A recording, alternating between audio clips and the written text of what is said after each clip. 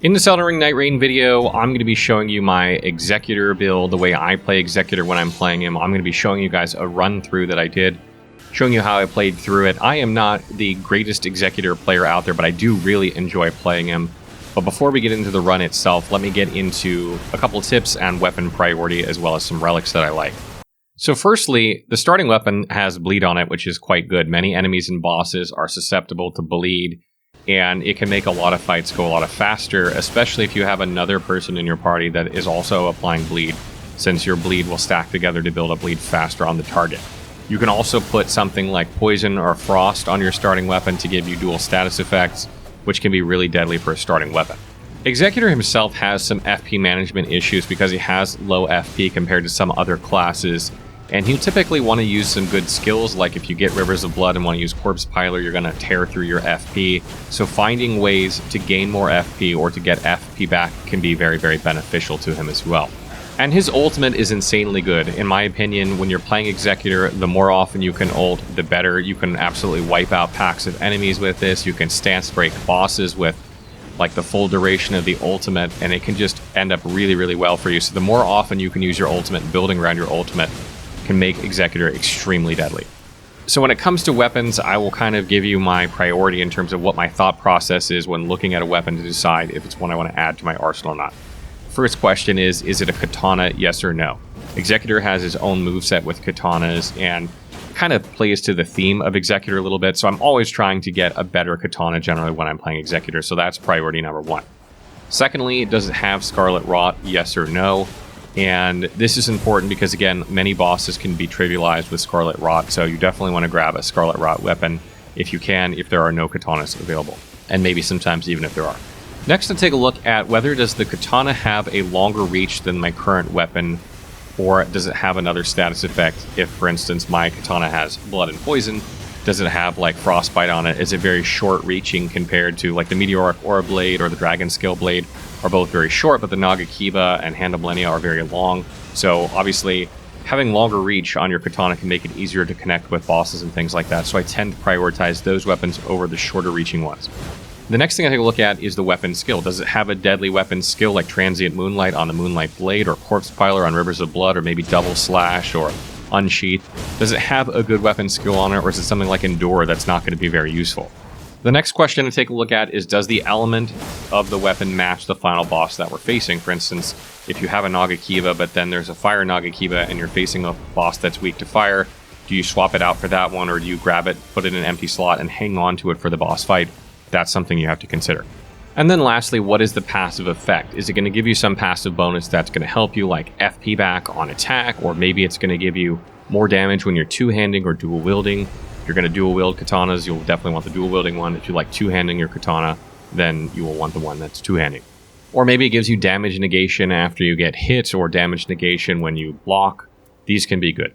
So talking a little bit about Executor's relics, he has a lot of relics that are good for his class that I think, or class-specific rather, that are good for him, I think, if he's souling that regain HP and things like that. They're not so good when you're playing multiplayer, in my opinion, so I don't tend to prioritize his class relics when I use him. Things that I do like are Vigor for HP. He is a frontlines character. He will be getting hit sometimes unless you are a master deflector, and some of you out there are. Obviously, as you get better at playing Executor, you might remove some of the Vigor, but when you're first starting out, it can definitely help give you a little leeway in case you miss some deflects. I also like an extra effect on his weapon, like Poison or Frost, to give him a dual status effect weapon right out of the gate. This can be particularly deadly, so definitely consider doing that. I like Ultimate when defeating enemies, or Ultimate when guarding, when you're deflecting. These are both good at filling up your ultimate gauge, particularly when you're playing in a group. The defeating enemies seems to be a bit better, at least when you're not facing end-of-day bosses in the end boss, and the guarding seems to be a better solo, or when you're facing end-of-day bosses, because you're not going to defeat any enemies a lot of times in those cases, but you will get more deflects, which will help fill up your gauge. Those are really good. That can allow you to get into his deadly ultimate more often. I also really like post-damage, being able to attack after post-damage and regain health. This allows him to play a little bit more aggressively. I like to spam R1 when I'm playing on Executor, when I'm like in offensive mode and I'm not being targeted by a boss, to try and build up hemorrhage as quickly as possible, or a second status effect if I have one. So sometimes that allows me to just kind of like swing through some attacks, take some hits, and then heal myself up afterward. I also like standard attack on relics for this. You can stack this up to 3 times. I do a lot of R1 attacks with Executor, again, to try and trigger some of these status effects quickly. So standard attack is really, really good. If you can get standard attack mixed with some of these other relics, that's fantastic. I don't know that I would prioritize standard attack over all these ones. Maybe over Vigor if you're a better player, but you definitely want to try and get some standard attack in there. And then lastly, getting extra FP is good. There is a relic that gives you extra FP, gives you poison and extra damage when there's poison or rot in your vicinity. That works really well. The FP that you get is about the equivalent of 5 mind, which is really strong, and that will give him more FP to play with for weapon skills, as well as put that poison status effect on there, so I highly recommend that one. Okay, so let's get into the run itself. It's me on Executor. A friend of mine is playing Iron Eye. We have a random playing Wilder, and we're going to be taking on the Dark Drift Knight in this one. Okay, so as we're floating in, I'm trying to figure out where to go. I'm thinking the Death Camp is probably it. One of our players, the random, disconnects, actually, and I don't know if he's coming back. We wipe out the first camp and get to the nearest site of grace to get to level 2 quickly.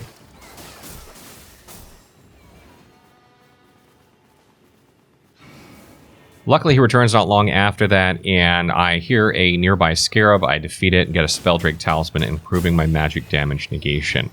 I then head to the nearby Blight Ruins, and we're a little bit behind because of the disconnection, so when I get there, I'm kind of sussing out the area, trying not to aggro too many ads, trying to figure out where the boss is. I spot him, and I kind of make my way in there a little stealthily, trying not to piss off the entire encampment. So I get close to the boss, and then I ultimate and start attacking. And what's really great about attacking here in this form is I'm not only AoEing the ad nearby, but I'm not taking the Deathblight buildup. That is what I'm really worried about in this fight. I get a bunch of damage into the boss, and after my ultimate form ends, I hit him one more time and stagger him. Unfortunately, I don't quite get the crit, but I get a hemorrhage proc. And then I keep attacking him. And it looks like my teammates are kind of dealing with the ads while I kind of solo this thing. I almost die, but luckily I get him down not too long after that.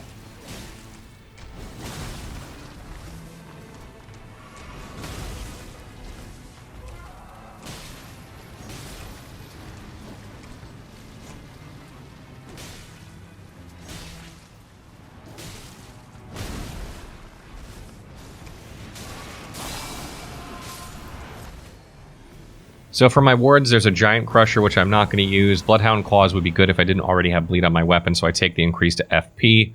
As I mentioned earlier, Executor has trouble with FP management sometimes, so having more FP is good. I then hit the nearby Site of Grace and level up to level 4 before pinning the church, and then we head over there to grab our first flask of the day.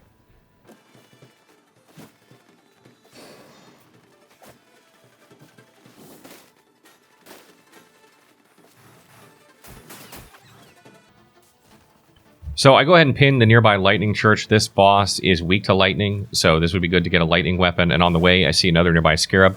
Quickly defeat it. It has a sacred scorpion charm. I'm not going to do holy damage. This boss is actually resistant to holy, and it increases the damage you take, so I just leave it there.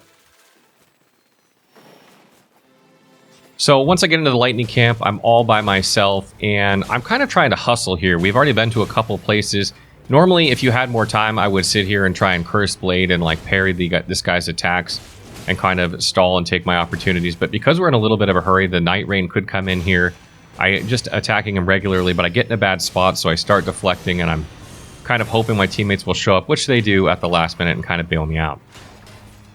Again, I'm playing really aggressively here because I'm trying to kill these guys as quickly as possible, and one of the reasons that I like to stack Vigor on Executor and also replenish health after you take damage is so that you can play more aggressively. When you're in a hurry sometimes, speed is more important than not getting hit at all and killing an enemy like looking stylishly. You can see the Nightreign is already headed our way right by the time we finish clearing this camp.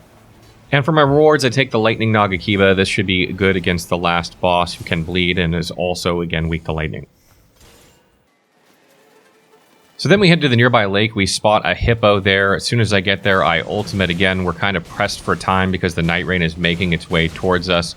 So I just attack him as quickly as I can while I'm in ultimate form. I really love the ultimate form of Executor. After my time is up in ultimate form, I stagger the boss, and then I'm able to get a critical attack, and the cavalry arrives about the same time.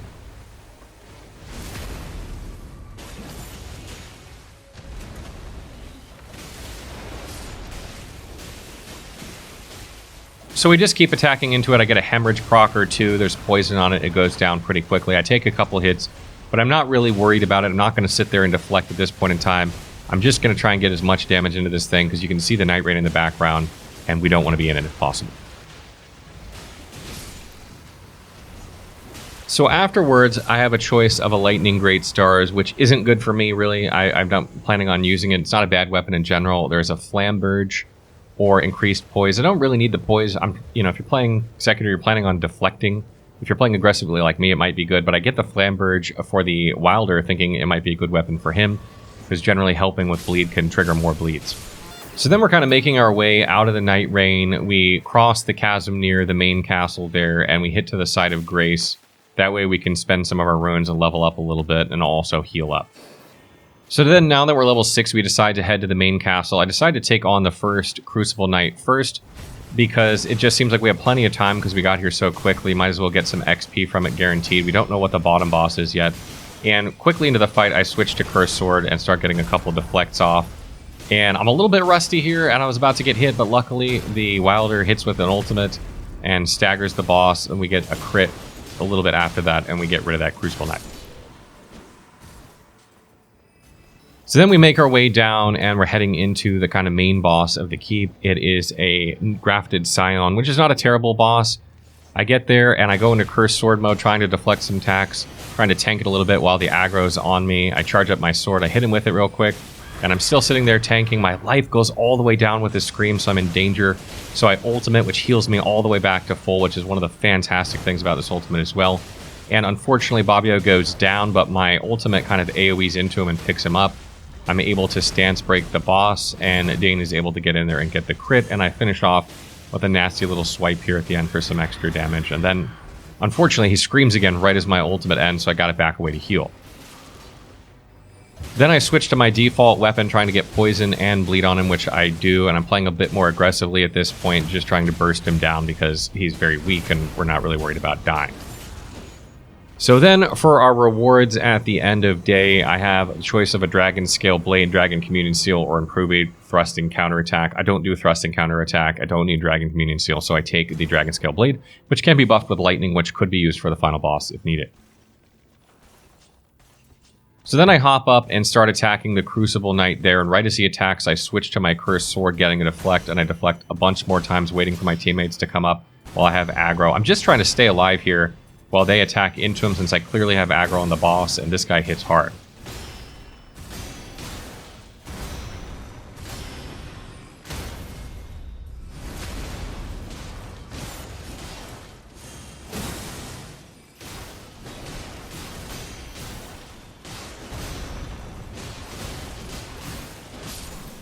So we run upstairs really quickly, and my choices of talisman are Flame Drake Talisman, Lord of Blood's Exaltation, or Ancestral Spirit's Horn.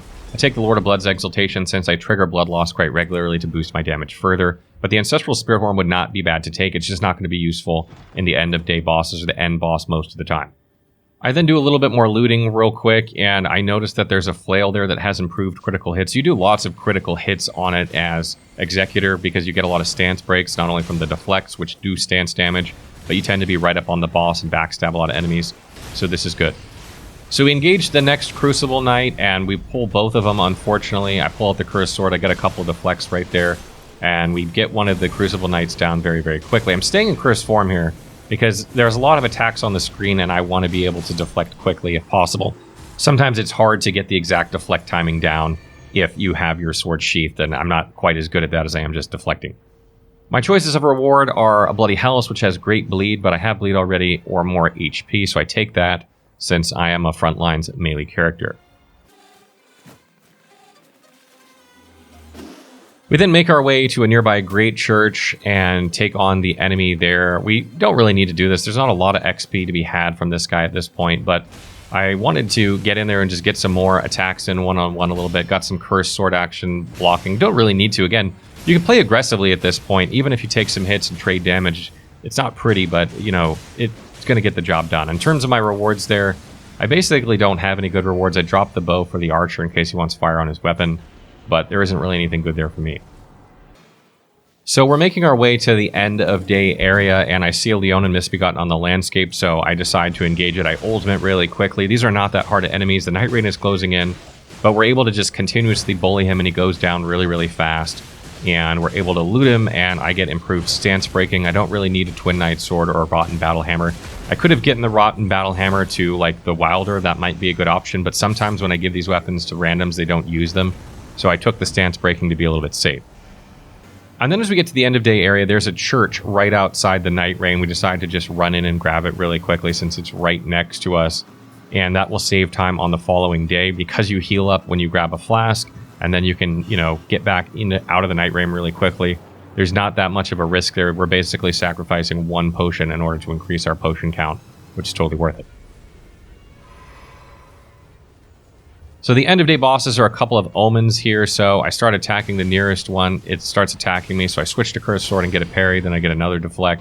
And I'm just basically working on my parry game here a little bit, trying to get a little bit of practice in on this guy. There's not really a hurry here because we don't really under like that much time pressure. If you don't kill the enemies very quickly, you will spawn the boss, but it takes a couple of minutes to do, I think. So I'm just fighting it one-on-one, basically, trying to get some deflects in, get a little bit of parry practice. It starts engaging our Iron Eye, so I get behind it, get a backstab, and we finish this one off.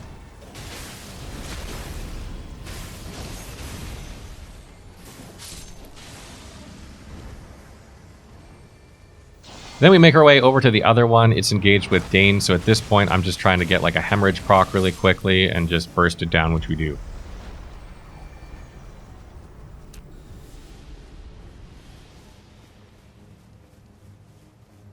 So the end of day boss spawns, and it's the Knight's Cavalry, and I'm using the Nagahiba here because it has good reach. These bosses are extremely mobile. Sometimes you can miss them easily. And we managed to knock one off the horse rather quickly. Once it's on the ground, I switch to ultimate for him and start attacking it. I see that it's well in hand and try to switch over to the other Knight's Cavalry to get some damage into it since Dane's going to finish that one off. But unfortunately, I just kind of go all over the place and miss with everything and don't do really much. But then Dane knocks the Knight's Cavalry off his horse. I get a crit strike, then I get a backstab, and I quickly followed it up with another backstab when the Iron Eye's mark pops. So he goes down real fast.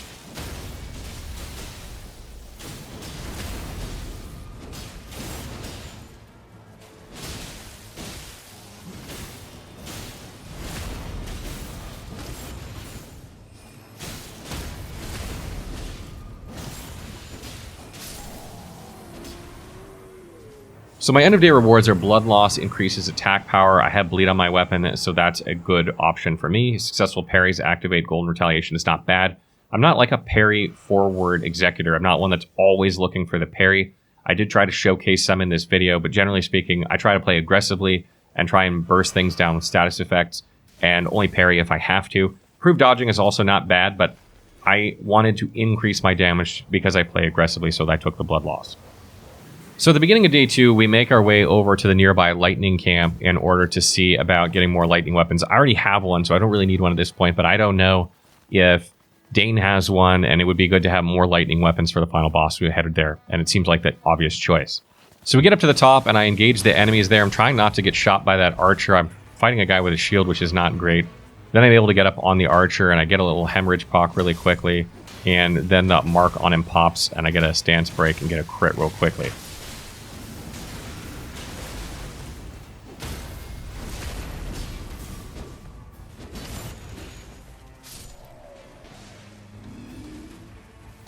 Then I try and kill this Pumpkinhead, but he backhands me. I really dislike these guys. I cannot stand them. They're so annoying because of their head slams sometimes. But I managed to get behind him and get a backstab that also triggers a hemorrhage proc. I'm trying to thin out some of these enemies because unless I'm ultimating, I don't have like good AoE on this class. So I'm just trying to like thin them out and, you know, get hemorrhage procs on anything that I can basically to keep my attack power up. And again, when I get to the final Royal Army Knight, I'm just playing super aggressively here. I could have pulled out Cursed Sword to deflect, but I'm just trying to get this guy burst down as quickly as possible so we can move from place to place. And then when I take a look at the rewards, the Lightning Whip doesn't really do anything for me. The Meteoric Oreblade is the obvious choice. It also has improved skill attack power on it, so if I do get like a skill that I really like to use, then this will benefit that. So then we head down to the nearby Skyway. We're going to make our way into the Rot and start fighting bosses in there since we've already done a bit of the castle. And I'm just kind of waiting for these guys to catch up, making sure they know what I'm trying to do here. So I'm hanging out for a little bit before we jump on the Hawk and make our way down.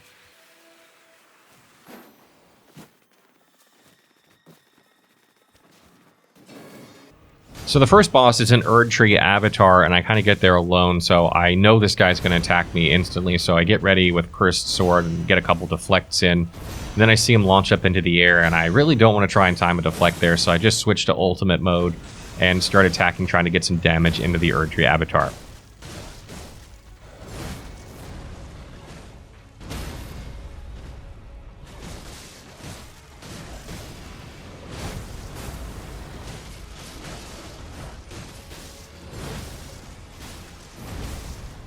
Okay, so after I come out of ultimate form, I'm still in Cursed Sword mode, and I'm waiting to see if this Erdtree avatar is going to swing at me. Sometimes this thing will be mid-swing and change directions, which is what I'm worried about here. He doesn't, thankfully, but I'm not caught off guard. I'm ready for it in case he does. Then I put the Cursed Sword away and start attacking with my starter weapon, trying to put poison on this guy. I know he can't bleed, but he can be poisoned, so I'm trying to get poison onto him quickly. And right about the time we get poison on him, we get a stance break, and I'm able to get the crit. Remember, I have boosted crit damage from the flail, so I do quite a bit of damage to him.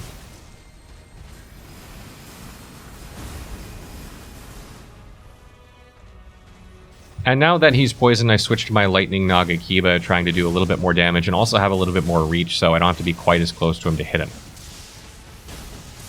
After that, I get a few lightning bolts into him, and he jumps into the air, and I was expecting to bring out my Cursed Sword at the last second, but for some reason I pressed the wrong button, and I just take a jump to the face.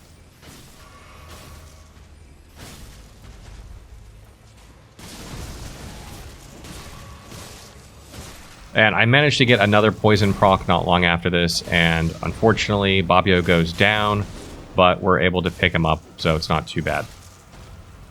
And one of the nice things when you're reviving is that if you revive someone, like if you have a boss next to you while you're trying to revive them, if you're in Cursed Sword mode, you can deflect the attacks in between swings if you need to, so it's definitely a good idea to get in the habit of that.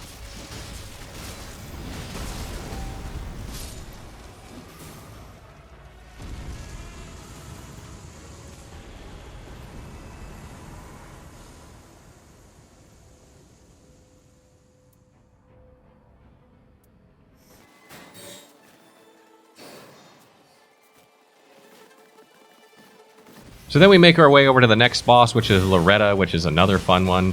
And unfortunately, she just unloads into my face, like right at the beginning, and I just go down super quickly. Luckily, they're right there, and they pick me up, and we'll just pretend that didn't happen. I get a poison proc and a hemorrhage proc not long after that, and then I change into ultimate form, so I can just get some damage into this boss and don't have to really worry about dying. It's very hard to die in this mode. You can do it, though. It's definitely doable. But this allows me to just keep some pressure up on this boss. This boss is getting interrupted. Isn't really able to attack everyone too easily because of the amount of stagger I'm doing to her. And once it ends, I'm ready to run in as soon as her twirl ends.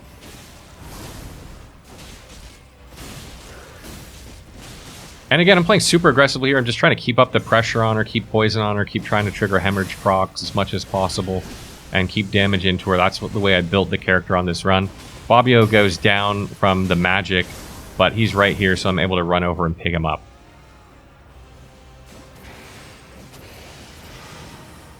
And I have the boss on me at this point, so I'm going to just tank it here real quick while Bobbio gets the res on Dane. So I just do a couple of Cursed Sword blocks, miss one, and I almost die, but I'm able to dodge the projectiles while they finish off the boss.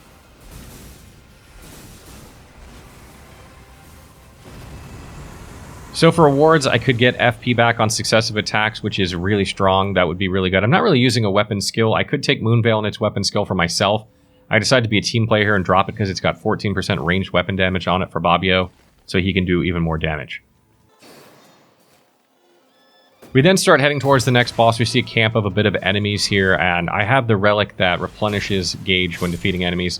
So we decided to just clear these really quickly in order to have full ultimate gauge. Some of the bosses in this area are really tough, and I would much rather have my ultimate up going into the boss fight than start fighting something very difficult and then not have my ultimate if I need it. So we just clear out this camp quickly, get some XP, fill up my ultimate.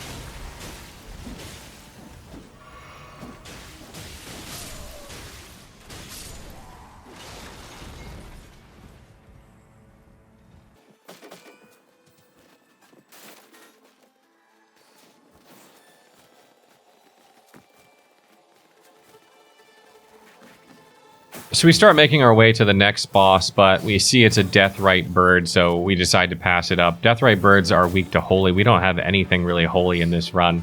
We've been stacking up lightning because of the end boss being weak to it, and he's definitely resistant to holy, and that's just a tough boss anyway, even if you don't have holy. So we decide, you know, fighting in the Scarlet Rot against that's probably not a good idea, so instead we make our way to the nearby fort. We're going to clear that out and maybe get some rot weapons.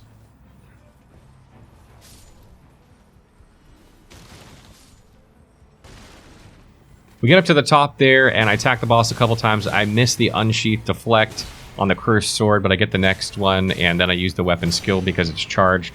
And my reward is a Roger's Rapier that has Rot on it. I figured this might come in handy in the boss fight, so I pick it up.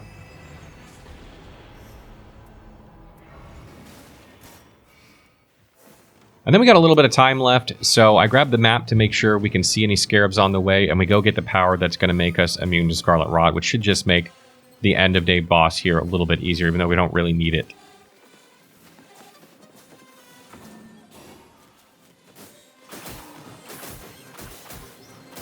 So we run upon an ulcerated tree spirit on our way to the final boss area. I ultimate very quickly and go toe-to-toe with this thing. You can see that he tries to do a grab, but it can't grab me when I'm in ultimate form.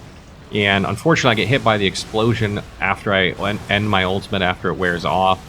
But then I start attacking very, very quickly in order to just set hemorrhage and poison on this thing as much as possible. And we down it not too long after that, after a stance break and a critical hit.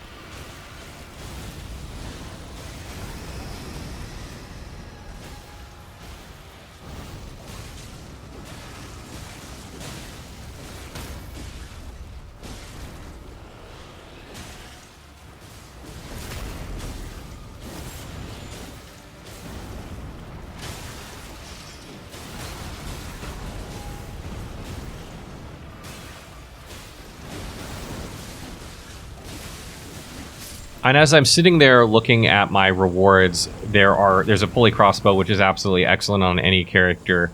But we don't have a lot of time because the Nightraign's coming in. I decide the shield's probably not what I want. I take the critical hits, restore FP, because I've been doing a lot of critical hits. If I was playing normally, I probably would have taken the pulley crossbow just to have a ranged option, but I didn't really want to showcase pulley crossbow gameplay when I was trying to play as Executor. So when we get to the end of day area, there's ghosts here, which is unfortunate for me because these guys are immune to poison and bleed, which definitely doesn't help me at all. We know we're going to be getting the Outland Commander boss. He summons guys that are both immune to bleed and poison as well. So and he also does a lot of AoEs, which makes it very difficult to melee him, so this is going to be a tough fight.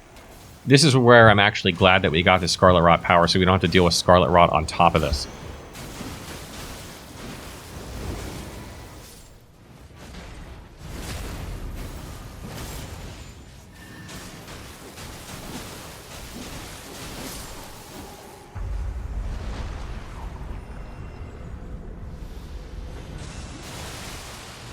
So once the fight starts, I ultimate right away, not only to get some damage into the Outland Commander, but also to get some damage into his adds. That way, if we get them weak enough, we can just pick them off, making this fight easier. And I end up stance breaking him and getting a crit not long after that, and then I start swinging, trying to get some status effects into him before he starts AoEing, and I have to back away.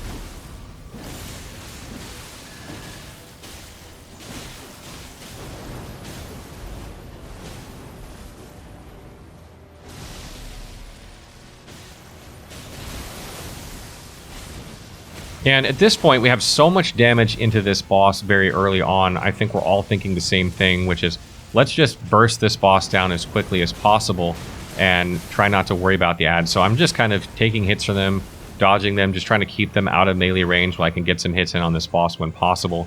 But he's making it really difficult because of the amount of AoEs that he has, and also when I do have a couple opportunities to attack, his ads are right on top of me.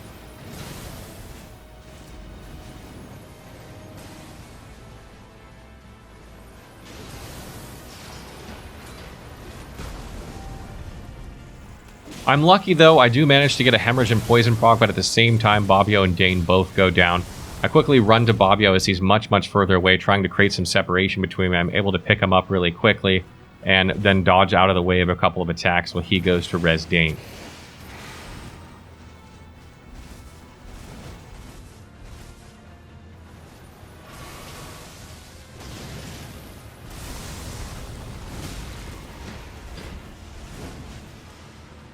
I almost get killed and trying to deal some damage after that. You can see it's very hard to get melee attacks on this boss. He has a lot of AoE, and with the 2 ads floating around, it can be very, very difficult. When he's not AoEing, he's doing attacks that cleave. So I'm taking a lot of damage, trying to get in the little damage that I can, and eventually I run out of potions.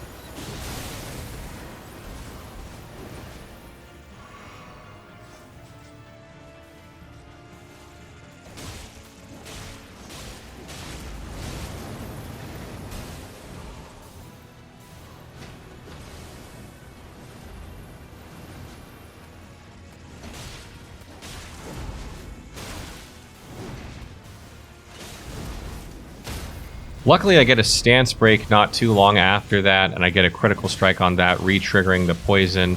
Dane goes down, unfortunately, after that, but what I'm hoping for right now is just trying to stay alive, let that poison do its work, get in a couple attacks, maybe one more hemorrhage proc, and we can finish this guy off. Hoping Bobby will res Dane because he is an archer, and it's a little bit easier for him, particularly since I have the boss on me at the moment.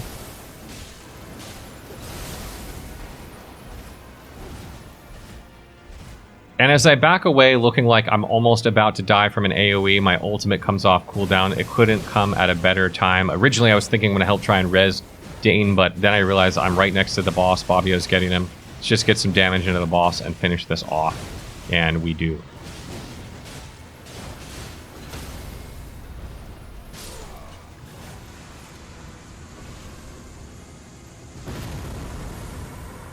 So for rewards, I can get increased physical damage negation, all resistances up, or increased maximum stamina. The choice really here is between physical damage negation and stamina. It really depends on how confident you are about getting hit, or how aggressive you want to play. If you want to play more aggressively, or you're a little bit more confident in your ability, you might take stamina. So that's what I do here. And right about the time we're thinking we're going to be going into the boss, a Dancer of the Boreal Valley spawns. So as soon as the boss spawns, my ultimate is down, and we're right on top of her. I take a couple of hits, but then basically I'm trying to poke her with Roger's Rapier in order to set Scarlet Rot on her, and luckily I get that triggered after several attacks, so we have that on her pretty quickly.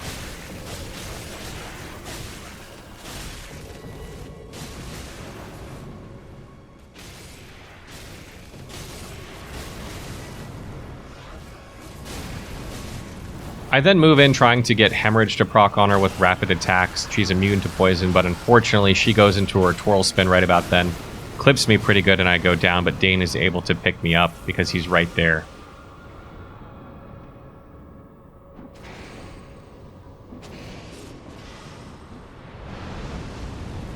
Unfortunately, Bobbio goes down right about the time that I get res, so we run over and pick him up really quickly.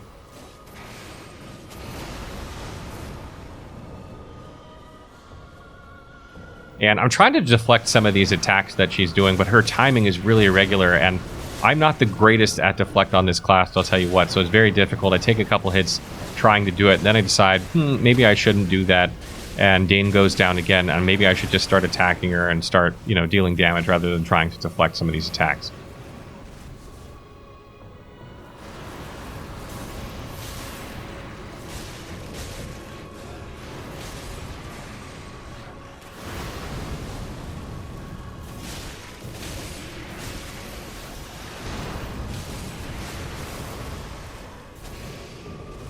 And I have a pretty good health pool, again, because of the bigger relics that I have. So even though I'm taking damage, I'm not dying. Bobbio is able to get Dane up while I'm kiting the boss around. My ultimate is almost up. So if we don't get this guy down soon, if things get dire, I'll be able to ultimate again and take this boss out. Luckily, we don't really have to. And he goes down not long after that, thankfully, because Dane goes down a third, fourth time? I don't know how many it was. So for dormant powers, I have a choice of improved affinity, attack power, improved flask HP restoration, or increased max stamina.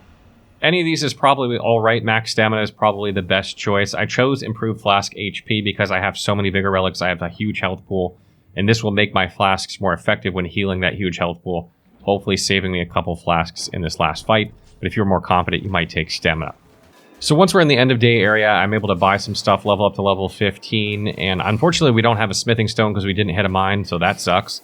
But I basically have the Lightning Nagakiba in my right hand to help with interrupts, and I have Roger's Rapier in my left hand to help with Scarlet Rot.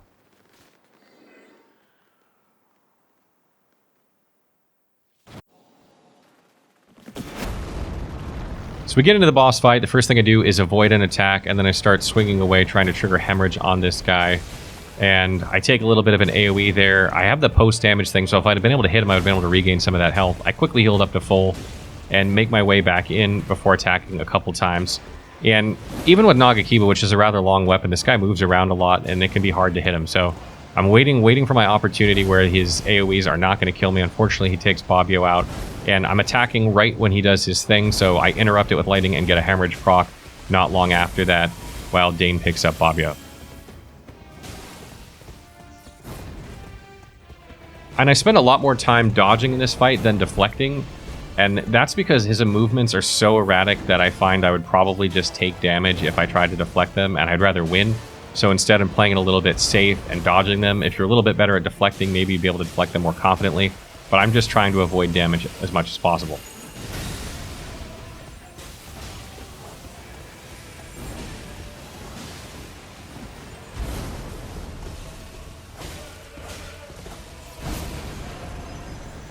Not long after that, he's off to the races, charging back and forth, and I have my rapier out now, and I'm going to try and put Scarlet Rot on him. I've already poked him a couple times. I'm just staying as far away as possible at this point until his explosions are all done. Because that last explosion he does is quite insane. I slow down as I start getting closer to him to let my stamina recover, and I start moving in a little bit, trying to get an opportunity to get Scarlet Rot on him. Then he does this thing again, so I hit with lightning in order to interrupt it, take a little bit of damage from the AoE, but I'm able to get back to him quickly and start poking him and trying to get Scarlet Rot on him quickly.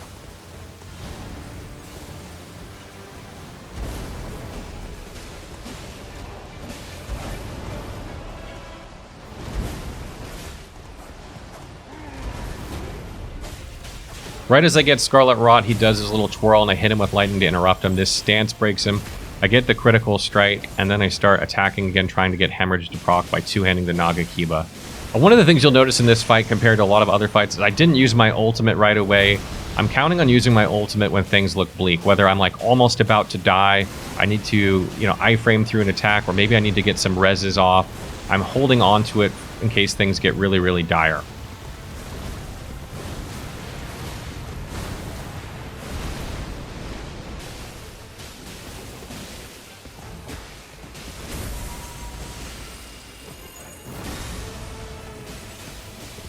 So when the Scarlet Rot wears off, I pull out Roger's rapier again, and I throw a couple rot pots in, trying to get some rot buildup on him, and I poke him a couple times, and he rots really, really quickly.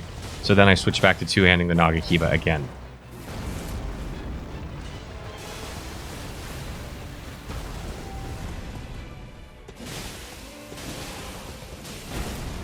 And then right as he gets critical health-wise, we stance break him. I flick on the ultimate just to, get some extra damage into him, just to make things clear we're going to win. My health bar, by the way, is almost across the entire screen at this point because of the amount of vigor I have on this character. So that wraps up our Executor video. I hope this showed you how you can play Executor.